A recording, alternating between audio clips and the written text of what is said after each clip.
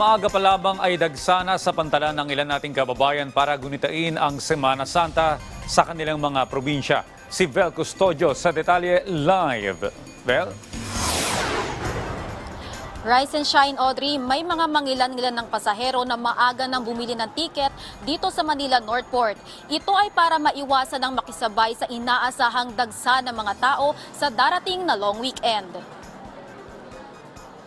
Madaling araw pa lang, nasa Northport na ang pamilya ni Tatay Teddy na patungong Cebu. Misis ko, yung mga anak ko, bakasyon na kami ng Cebu habang mga 1 week na naman doon. Kung nakaraan, maganda.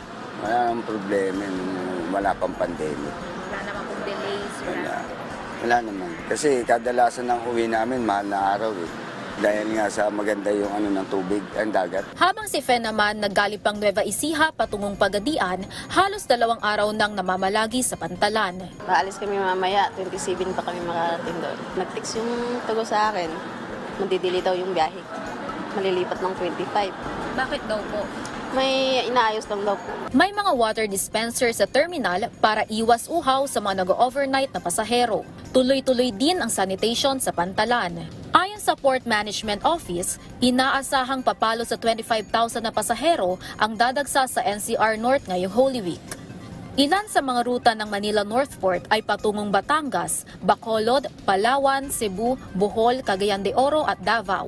Nakikipagtulungan din ang Philippine Ports Authority sa Department of Transportation at Philippine Coast Guard para sa mas maigting na seguridad sa pantalan.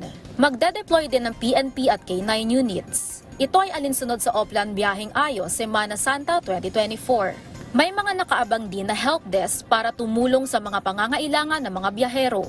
Magbubukas ang terminal fee counter bandang alas 9 ng umaga. Pwede rin mag-early booking online. Pero babala ng Northport na mag-ingat sa mga online scammers. Binibigyang prioridad dito ang mga senior citizen, PWD at buntis. Base sa monitoring, wala pang naitalang weather disturbances na nakakapagdulot ng delay sa biyahe sa mga pampasaherong barko. Sa ngayon, konti pa lang ang mga pasaherong nag-aantay dito sa pantalan. Inaasahang dadagsa ang mga pasahero mamayang pagpatak ng tanghali. Balik sa iyo, Audrey. Maraming salamat, Vel Custodio.